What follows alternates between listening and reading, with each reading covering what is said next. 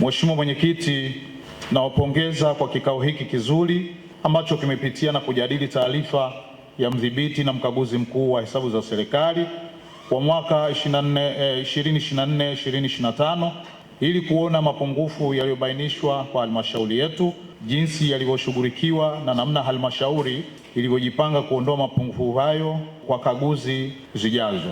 Kwa hiyo niseme hongereni sana kwa kikao hiki. Mheshimiwa Mwenyekiti, imeelezwa kuwa halmashauri yako kuwa kwa hesabu ya mwaka 2024/2025 imepata hati safi ya hesabu zake. Niwapongeze kwa jitihada zenu mlizozifanya hata halmashauri yenu ikafanikiwa kupata hati hiyo safi. Hali hii inanipa matumaini kuwa fedha za serikali na miradi ya maendeleo iliyoelekezwa kwa mwaka wa fedha 2025 ilisimamiwa vema. Hongereni sana. Mheshimiwa Mwenyekiti, kwa kawaida kufanikiwa ni rahisi, lakini kuendelea kushika nafasi hiyo ya mafanikio ndio huwa kazi kubwa. Hivyo naomba niwaelekeze waheshimiwa madiwani, mkurugenzi mtendaji wa halmashauri, wakuu wa sehemu na watumishi wote kwa ujumla kujihusisha kikamilifu katika kusimamia sheria, kanuni, taratibu na miongozo ya serikali, kwani hali hiyo itawezesha halmashauri kufikia malengo yanayokusudiwa katika utekelezaji wa miradi ya maendeleo pamoja na utoaji wa huduma kwa jamii katika ubora na viwango vinavyotarajiwa, hivyo kuongeza imani ya wananchi kwa serikali yao.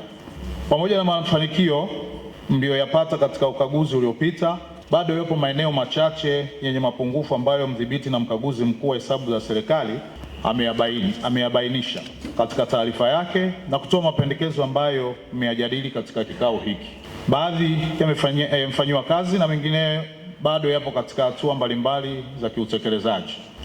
Nawapongeza kwa utekelezaji wa baadhi ya mapendekezo, lakini pia niwatake mtekeleze kukamilisha kwa ukamilifu yale yaliyosalia ili hoja zote ziweze kufungwa. Aidha, kupitia kikao hiki niwatake mboreshe udhibiti wa ndani ili kuhakikisha mapungufu yaliyobainishwa hayajirudii katika kaguzi zijazo.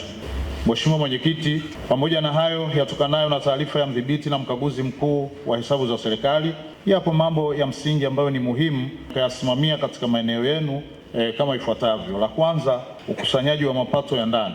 Hadi kufikia tarehe ya 31 Mei 2026, halmashauri ilikuwa imekusanya jumla ya shilingi bilioni 10.9 ambayo ni sawa na asilimia 109.89 ya makisio ya mwaka. Naomba niwapongeze kwa juhudi mlizoweza katika kufanikisha hilo, na nasema hongereni na asanteni sana. Pamoja na pongezi hizo, ukusanyaji huu lakini bado inaonyesha kuwa halmashauri inao uwezo wa kukusanya zaidi ya tunachopanga kama tutafanya tathmini ya uzalishaji katika kila chanzo. Nawataka mboreshe usimamizi katika eneo hili na kuhakikisha tunakusanya mapato kulingana na hali halisi ili tuboreshe huduma zinazotolewa kwa jamii.